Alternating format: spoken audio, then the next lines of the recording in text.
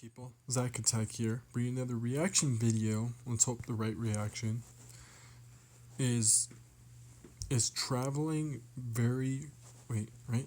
traveling to every region happening in Pokemon Sword and Shield. This was highly requested by Dino. Has been taken. I think that's how I pronounce his name. I just recently looked at what the name was. Dino's been taken, I think is how his thing is. Highly requested by him. We're going to see if I did this right. If I didn't, comment down below, Dino, and put in the comments what it's actually called. Sorry if I didn't react to the right one, but we'll react to this one too, just in case this is the right one, since this has to do with regions.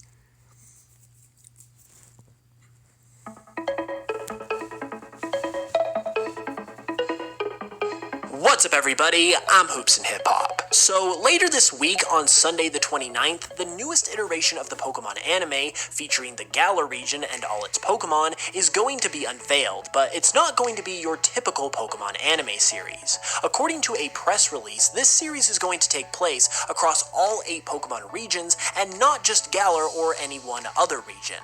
As fascinating as that is, though, this should still essentially be the Sword and Shield arc of the anime, if you will, and because the anime is based on the games and often reflects the events of the games themselves, could this multi-region mechanic also be a thing that happens in...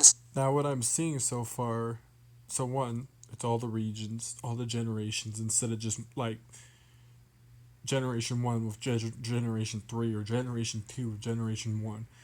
It's legit all the generations off this game, and it looks like they're making a series, if I'm right looking at that. But it's all the series together. So from the time Ash journeyed with Brock and Misty to Dawn to May to Serena, like all those people he's journeyed with are all going to be in the series together. And you know, I won't lie, there was a point, not this series alone, I was honestly hoping at the same time they were going to actually make a Pokemon movie where everybody that Ash has ever journeyed with came together to fight against a certain Pokemon that was more powerfuler than any other Pokemon out there. They had to come together as one to have to defeat the Pokemon. They might still do a movie like that, because this is a region thing where if it's a series, not just a game too, they might make a movie out of it. But if they do, let's hope, because that'd be kind of cool. Sword and Shield? While nothing has been confirmed at this time, and nothing on the post-game of these games has been specified outside of director Shigeru Omori stating that there will be plenty to enjoy, this scenario does bring about a legitimate discussion on whether or not this could happen in Sword and Shield. So in this video, we will be discussing the idea of whether or not this concept is realistic, and if it is, how it could be accomplished within the games themselves. So the first question we have to ask ourselves is, could this actually happen? Well, as previously stated, because of this same scenario happening in the anime, and the anime often reflecting what goes on in the games a lot of the time, it does make it worthy of a discussion at the very least, and at this point in time, not completely out of the realm of possibility based on what we know at this point. Since this is all speculation at this point, though, there isn't any concrete information to go off of as to how this would work, and as far as how it could be pulled off, there is a lot to consider. Now that the games are in full 3D, adding in new areas is a lot more difficult than it would have been in the sprite-based days, because everything has to be modeled. So with that said, expecting every region to be a... Because what this right here, this example, when I played Pokemon, this is what it was like. It was like 2D, 1D, whatever you would call it. So it makes so they don't have to rush through the whole detail of the game, because it doesn't really take that long to make it 2D. But now they got this game going on in Pokemon where it's all 3D-ish and actual more visual. Yeah, so it'll take time for them to actually finish the game. Available in their entirety is a bit unrealistic. However, that's not to say it still couldn't happen, because from a more limited capacity, I believe going to every region is something that could absolutely be achieved. What I would personally propose that would not only be the most feasible from a development standpoint, but also would be satisfying to players is to, in the post-game, have one city from every region be available to travel to. This way, you're essentially just having to build 7 more cities as opposed to a whole region, which is much more realistic, especially considering that all of these cities, in terms of their layout and population and whatnot, are already created and just have to be modeled into the game. However, at the same time, you would still be providing an experience that spans all 8 currently known regions. Choosing which cities you would travel to would also be a piece of cake, because every region already has some kind of port town that would make it easy to travel to the region. In Kanto you have Vermilion City, in Johto there's Olivine, Hoenn has Slateport, Sinnoh has Canalave, Unova has Castelia, Kalos has Comarine City, as well as the Koroway Town train station that could easily connect to Galar, so either one of those could be used, and Alola technically has 4 whole islands, although Hau'oli, being the biggest and most iconic city, would be a great choice since it does have a marina of its own. As for why you'd be going to every region, that's really a piece of cake as well. Since this would obviously be a post-game event, it could simply be the case that someone in Galar, maybe Looker if you want to be more traditional, or some other globe-trotting type of character, has need of an assistant in getting some specific tasks done within every region. So essentially you'd have 7 regional missions to complete, which not only gives you a reason to go to every region, but it also ties it in nicely with the gameplay and story, so it's not just thrown in there for the heck of it. And then at the end you could get some sort of special item for your trouble, or it could be a little more narrative driven and you could get some kind of climactic finish at the end. Approaching the concept in this way also gives a legitimate reason as to why you can only visit 1 town per region. It kind of masks the limitations of the developers with in-game lore that says you're on a mission and you've got to get stuff done. So while you can explore the city you're in while you complete your task, you don't really have time to see every region in full.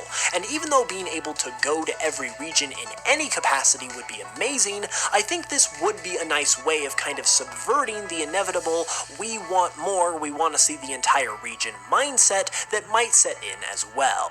I should also mention that naturally, once you finished the post-game event, you'd also be able to go back to any one of the regions at any time and explore the cities at your leisure. And that brings me to my last point. I feel like under this scenario, some people might say that Game Freak wouldn't do a bite-sized version of a mechanic like this, that it would either have to be an entire region or nothing at all because it would inevitably just feel incomplete. Well, to that I say that introducing big new features with bite-sized preview versions is something that Game Freak has actually been known to do. In Pokemon Diamond and Pearl, before Pokemon Following You came along in Heart Gold and Soul Silver, there was Amity Square, which allowed you to enjoy that feature in a more limited capacity before it was fully realized in the Johto remakes. And even in Sword and Shield already, we are seeing this same thing happen again with the Wild area, where it's an open world area introducing the idea of an open world Pokemon game to the world, but it's not a part of the whole game just yet. They're kind of easing their way into it first, and in the Real quick, the other thing I want to say, going back a little bit on this video I just come to thought of, where they look like they were inside a little building and battling. I heard something that now they have a Pokemon where, not Pokemon, but Pokemon now that can learn 2 different attacks. So, like, I saw one where, who was it?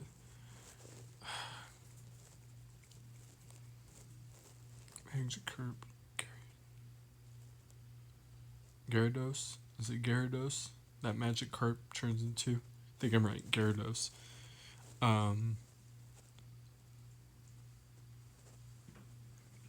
Yeah, I think it's Gyarados. I don't want to accidentally get that screwed up, but get me checked if it's not. But Gyarados, I saw a thing where Gyarados knows how to do fire. Originally, he's a water type.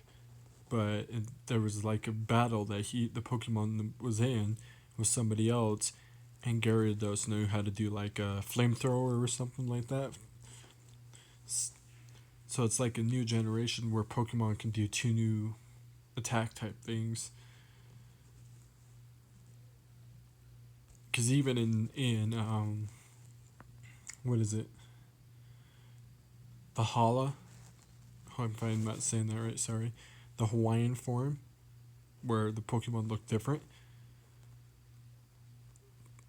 Gyarados didn't have any abilities like that. Besides Mega Evolution off of the XYZ, but it didn't have like a secondary ability if I remember. Now, if he did, and he originally did have fire ability back in the Hawaiian form, okay. I just missed that, I guess. But last time I checked, he only had the ability to have Mega Evolution. Meantime, giving us a taste of what it's like before likely giving us a more full-fledged version a few years down the road. The same thing could be said about this potential multi-region mechanic. The idea in and of itself is massive, so why not ease us into it a little bit with a mini version first before going full scale with the real thing? It's honestly the best of both worlds because it scratches that itch that so many Pokemon fans have had for something like this, but then it also allows room for it to grow and become better, which is actually a core philosophy of how Game Freak make their games in the first place. So while there's nothing to suggest that this is going to for sure happen in Sword and Shield at this time, and we still do need to wait and see what this new anime series is all about, knowing that every region will at least be explored in some way in the next iteration of the anime at least opens the door for some legitimate discussion, and I hope you guys enjoyed the video. If you did, be sure to leave a like and let me know your thoughts on this idea in the comments below, and if you think this could happen for Sword and Shield. If you're new, be sure to subscribe for more Pokemon content every week, and make sure you come back on Saturday at noon Eastern, 9 a.m. Pacific, for a special announcement of a brand new project that's coming to the channel. You are definitely not going to want to miss it, so make sure you hit that bell so you can be notified when that goes live. Be sure to check me out on Spotify to support the channel as well. That is extremely appreciated, and with all of that said, I will be back on Saturday with that announcement, and holy crap guys, I cannot wait for you to see it. So until then, as always, I love you guys, and I will smell you guys later. So like I said again, requested by Dino Been Taken. Put in the comments if this was the right reaction. If it wasn't, find the actual video and send me the link, or just write in the comments what the actual name is, because I'm not sure if I actually reacted to the right one. If I didn't, sorry. But this one was pretty interesting in general too. But if I did, just tell me. But yeah, so all 8 regions. Yeah, that's going to take a very long time to make a game like that with all 8 regions. So you're talking all 8 regions. That would mean you're going to do every regions of generations, all 8 generations pretty much, with all the Pokemon we've ever made so far, which I heard that is about 800 plus Pokemon. This game probably won't come out until almost 2030 for all we know, because of how long that could take as a development to do that. Like, for example, when they had just majority, or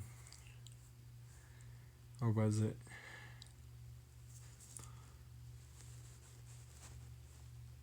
Fortnite. When they first announced Fortnite, that was announced in 2011, and then they didn't bring the actual game out until 2017. 6 years later, because of how long it took for development to make the whole map, to figure out how they can put 100 people on a map, all that. But anyways, I found more reaction videos. Peace. See you people next time.